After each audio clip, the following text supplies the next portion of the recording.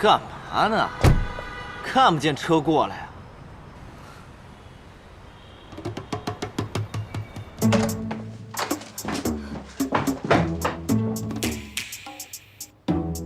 你谁呀？我告诉你，在美国私闯他人领地，无理取闹，我教训你，这是正当防卫。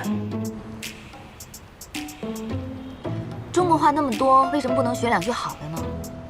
我是不是也得像你学啊？拿电棍指着别人头。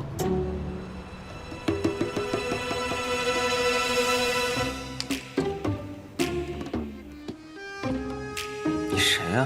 不好意思，我走错房间了。对不起，你没生气，我这就带他走。哈，是你啊！您刚刚差点撞到我们，快点道歉。算了，他这样我们走吧。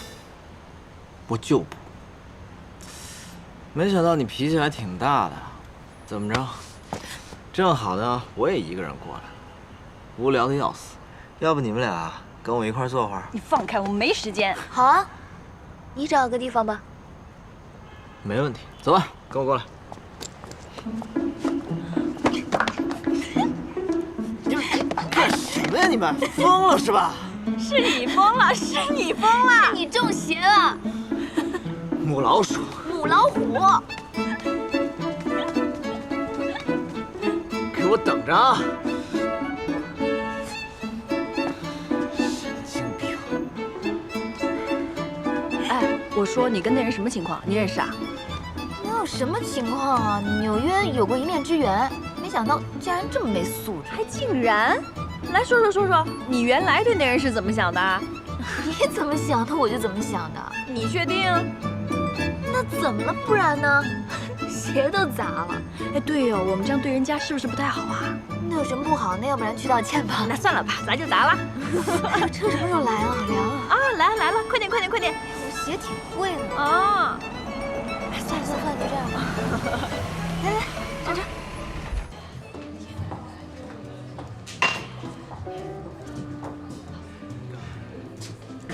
怎么样？垂头丧气的，你干嘛呀？不过去坐会儿？没心情，烦着呢。也是啊，你老爸让你负责开发中国市场，那以后你就得常驻上海了。我对生意上的事不感兴趣，我才懒得管。哎呀，听你这意思还不情不愿的。你这差事多好啊，干活有底下人，功劳算你的，肥差啊！我告诉你啊，如果可以选择的话，我一定会做我自己的项目。苏州那块地，得了吧？那块地是有钱的不爱去，没钱的更不爱去。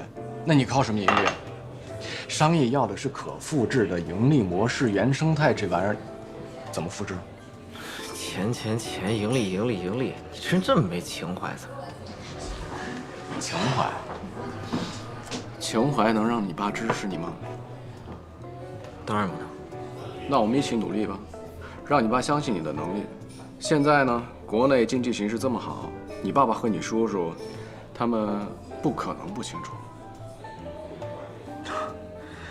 好，一起加油！干一杯！来吧。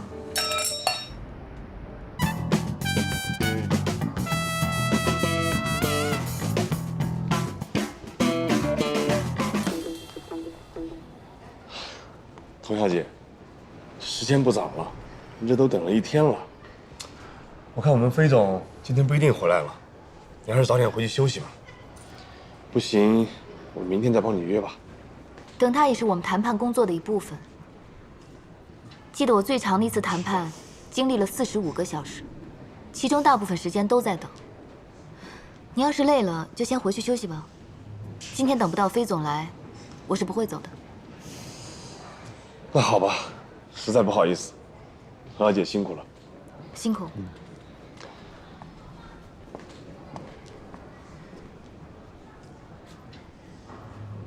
谢小飞，再怎么放浪，你总要回来睡觉吧。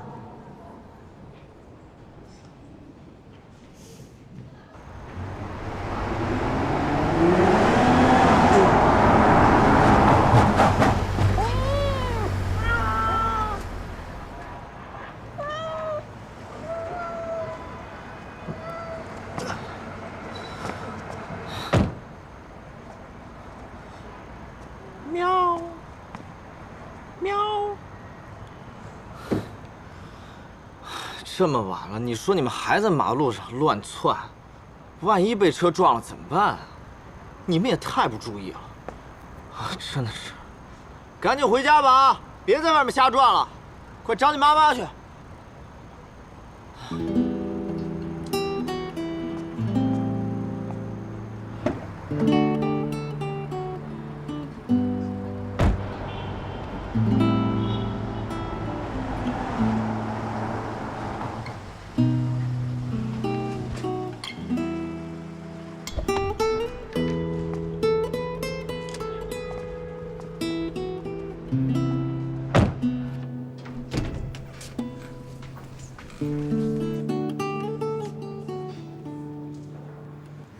怎么又是你啊？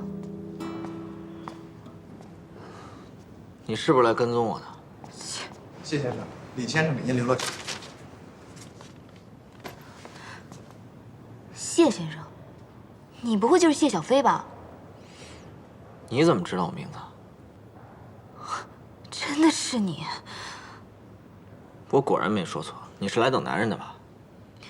你好，我是这次 CAEA 的代表，我叫童薇，请您指教。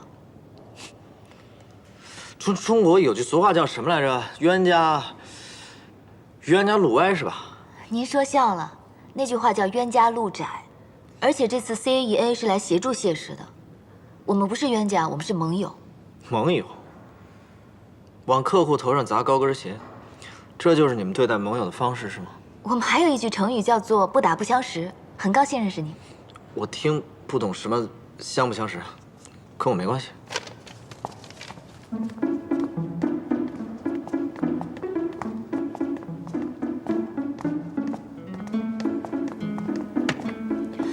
飞总，我要跟您聊一下工作。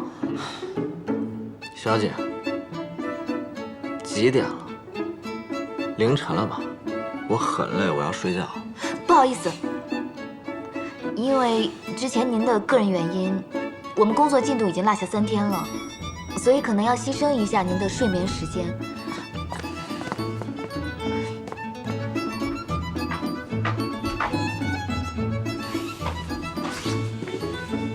你确定你要跟我进房间？您里面有什么见不得人的东西？我可以给您5分钟，让您先处理一下。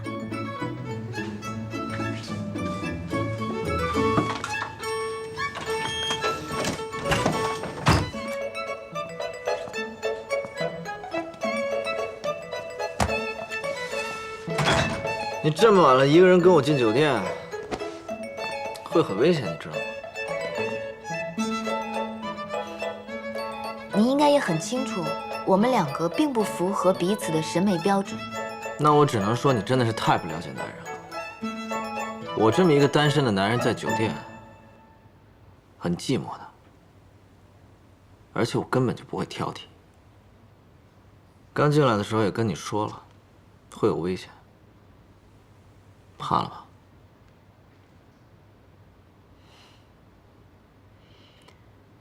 怕的话，我就不会跟您进来。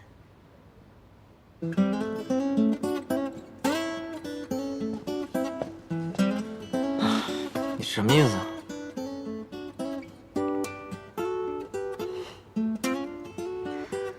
明天上午10点，我希望在 CAEA 的会议室里看到你，不然的话，不然什么呀？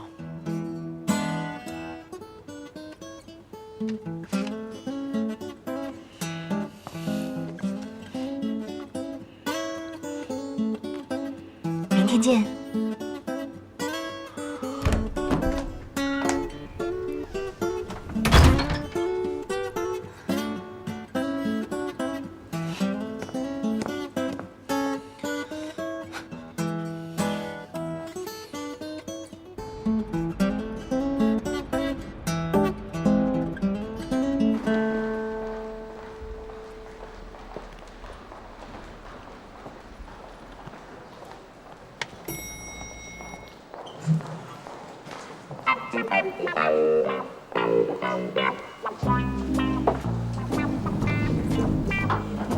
早上好，谢总。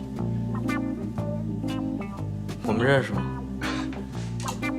自我介绍一下，鄙人姓肖，鄙人姓肖，你这名字也真够难听的，还是4个字儿呢。我的意思是，我姓肖，叫肖强。你有什么事儿吗？啊，我是 CAEA 谈判部 B 组的负责人。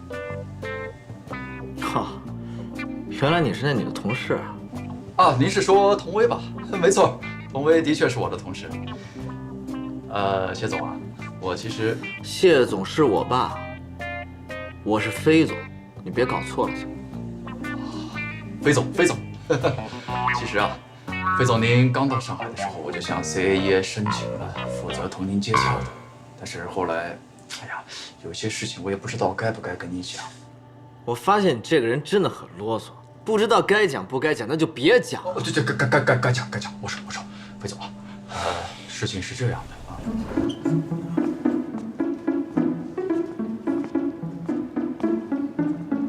飞总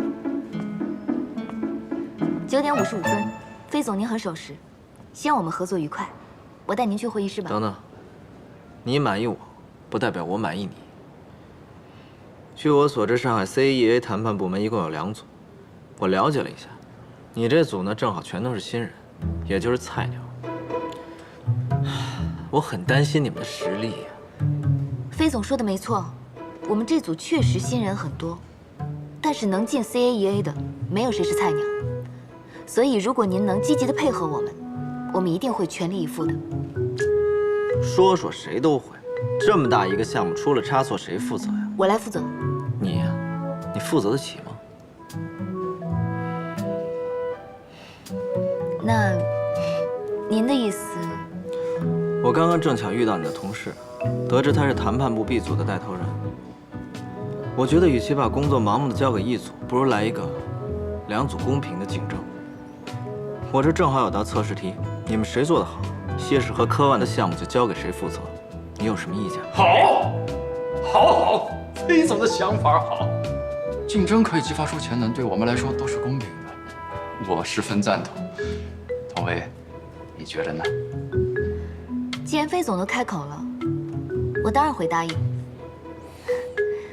所以您的测试题是什么？母老鼠，别以为捏到我的把柄就可以为所欲为了。谢小飞借刀杀人，我会让你知道我的厉害。在苏州郊区，有块依山傍水的好地方，有家小公司拿下好几年了，但一直没有开发。原因在于当地有个住户迟迟不肯搬走，给后续的工作带来了很大的困难。所以这家公司想转手卖地，我们谢氏有意接手，也谈得差不多了。现在唯一的问题就是这个住户 ，A 组、B 组，你们谁能顺利说服他搬走，和科万的谈判我就交给谁。只有1周的时间，看你们的了。一定是肖小峰搞的。看他那次从电梯里出来鬼鬼祟祟的，我就知道一定没好少。哎呀，这个潇湘好讨厌啊，就喜欢内斗。不行，我得告诉周总去。哎，你回来，不许胡闹！我胡闹？哎，我这是在帮童姐。周总这次把任务给童姐，其实就是在偏心。谢小飞既然要提出公平竞争，周总也就不好再袒护什么。你想想，他要是到董事会告状呢，说不定周总也要跟着一起挨批。小心，垃圾！你说的没错，他确实是一个垃圾。既然是垃圾，就应该把它丢到垃圾桶里。但这次的事情对于你们来说，也是一个很好的锻炼机会。领导，你有主意啦？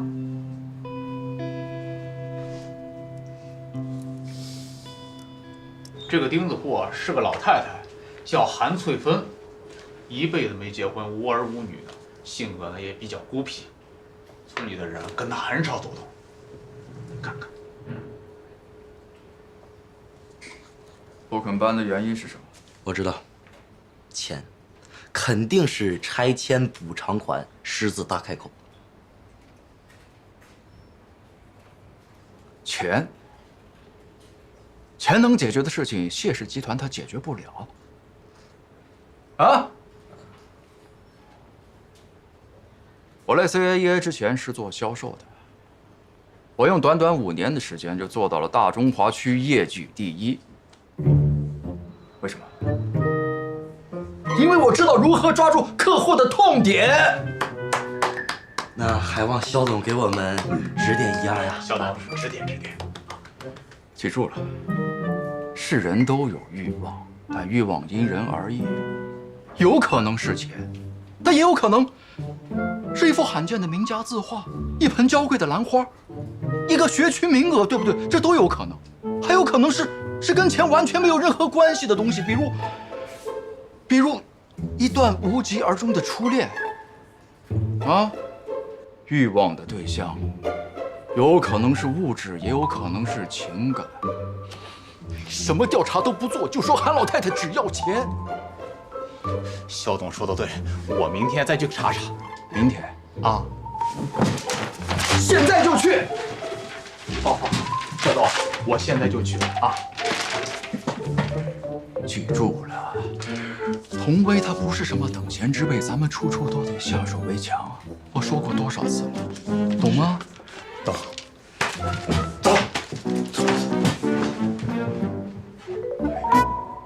之前我跟你们说的谈判法则第1课是什么？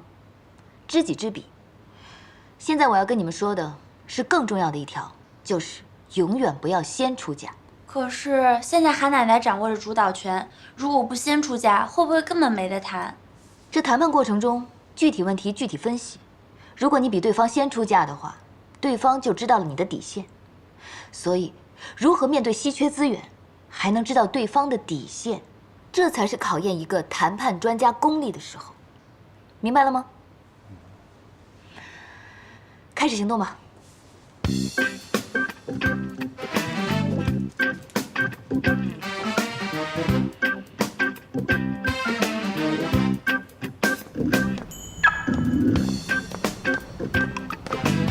哟，丛小姐，这么晚下班啊？飞总，我去见一位很重要的客户。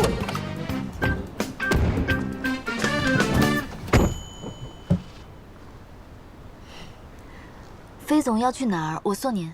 我一直很好奇，像你这样的女士会喜欢什么样的男人呢？这个是我的隐私，恕我不能奉告。你说一说吧，我这样的怎么样？喜欢吗？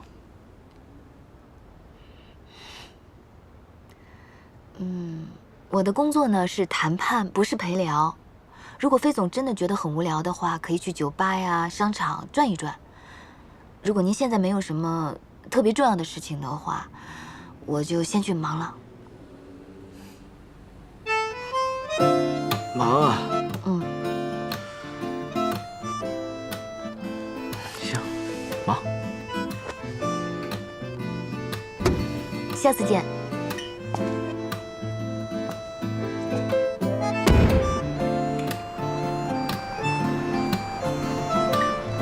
可以呀，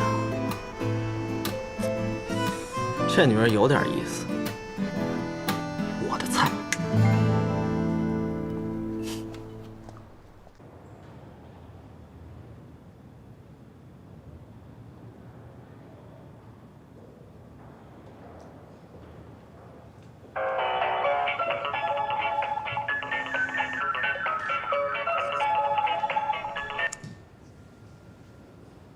喂，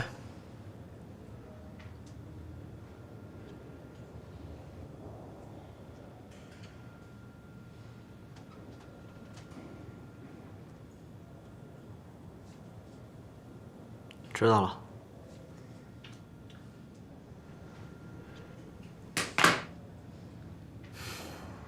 韩奶奶同意搬走，太好了。获胜的组是童经理这组。不可能啊！这怎么可能呢？是不是弄错了呀？童薇姐，谢谢你的信任，我太兴奋了。是你做得好，注意场合。对不起啊，我太激动了。这没有道理啊！飞总，我们小组给韩奶奶准备了丰富优厚的条件。会不会有人在暗地里给我们小组使坏呢？老肖，我觉得你多虑了。没错，在谈判过程中最重要的是什么？就是知己知彼。这一点我们2个组做的都非常好。韩奶奶的底呢，就是她那10几只猫。没错，你们给出的条件确实很优厚，就是那套带天井花园的商品房，看起来确实是为她考虑了，但其实并不是。你们没有关注过收容流浪动物的相关信息吧？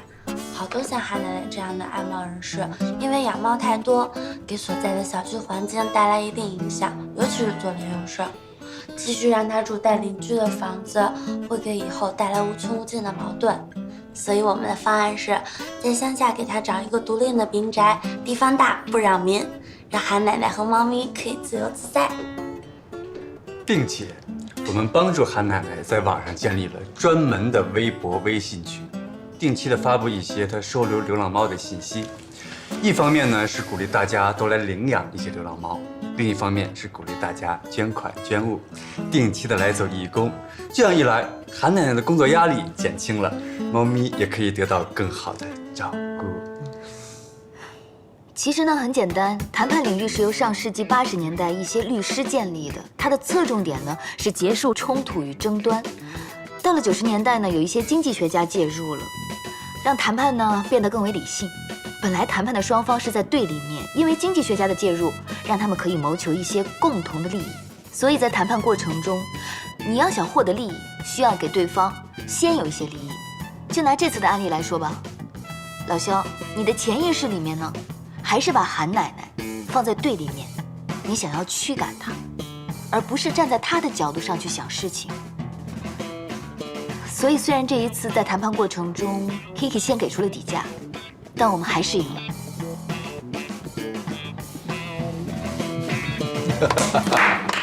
好，好，好，这一次我真的是心服口服了。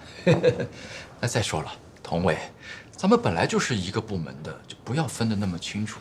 作为前辈，看到 CAEA 的新人这次业务能力提升得如此之快，我与有荣焉啊！你们也辛苦了。哪里？飞总，之前你确实质疑过我们这组新人居多，但我相信这一次他们也通过自己的努力，向您证明了他们的实力。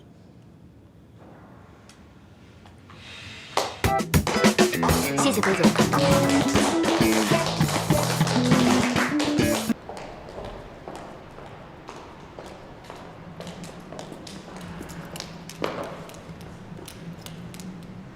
飞总，现在是下班时间，有事明天再说吧。我呢，为了感谢你很好的帮我完成了任务，我决定请你吃顿饭，又把那老太太跟猫咪安置得这么好，所以你就赏个脸吧。那都是我应该做的，您不用这么客气。你要是不答应我，我就跟着你回家。您这样做有意思吗？那前几天你不也这么追的我吗？就跟我吃个饭，然后讨论一下后面的工作计划。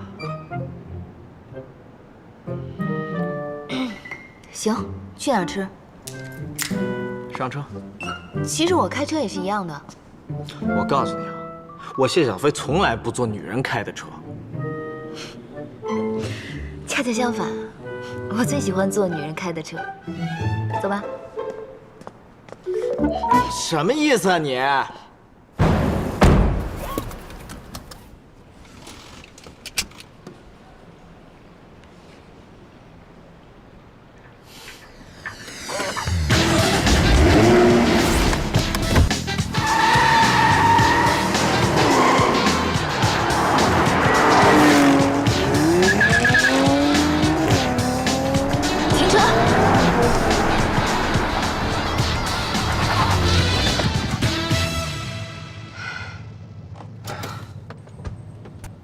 这就是你开的车啊？这就是男人开车的风格，不服你来啊！下车。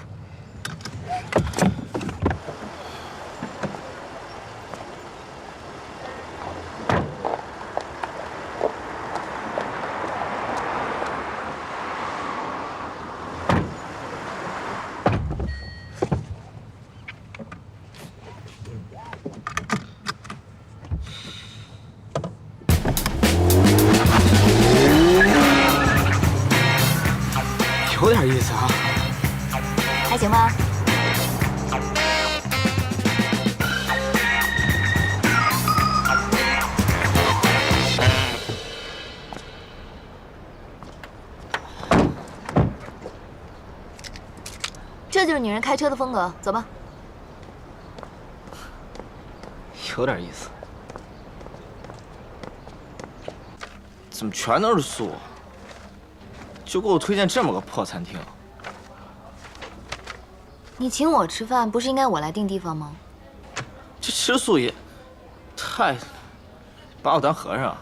吃素有益身心健康，尤其是对于脾气暴躁的人。胡说八道，老是吃草就没力气了，知道吗？脑子能动就可以了，需要什么力气啊？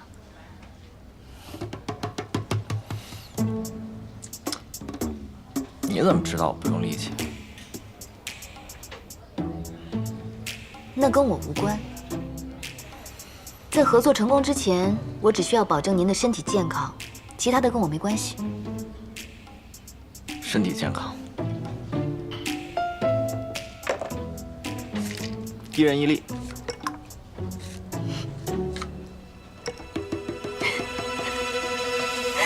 为了身体，干杯！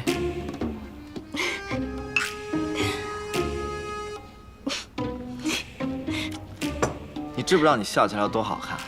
啊？你说你要第一天见到我就这么笑，我也不会为难你，好吧？您第一次要是不为难我，我当然会对您这么笑。行，你说什么就是什么。为了感谢你呢，你今天怎么说我都不会还口。不过韩奶奶的案子对于谢氏来说真的很重要吗？是对我很重要，那是我的一个商业梦想。不过，以后再跟你说吧。说来话长，但是你为什么要 Kiki 自己一个人去呢？因为她适合呀。但他是个新人，你不怕他搞砸？每个人都是从新人开始的。记得我刚进公司的时候，要不是周总给我机会，我可能现在还给肖翔当助手呢。Kiki 看起来连自己都搞不定，你为什么还那么信任他？没错，他确实看起来很年轻，但是他有他的实力，他有他的优点，我相信他。哼，谢氏，谢氏里面那些老股东不也这么看我的吗？那你说说我的优点吧。我知道有很多暂时说不清楚，先举几个例子吧。您的优点啊，我觉得是长得帅，还有钱，身材又好，又有很多女人喜欢。我觉得您最大的优点就是拥有谜一般的自信。就比如说我刚才说的这些，不管有多假，您都会觉得这是真的。服务员，点菜吧。服务员，点菜。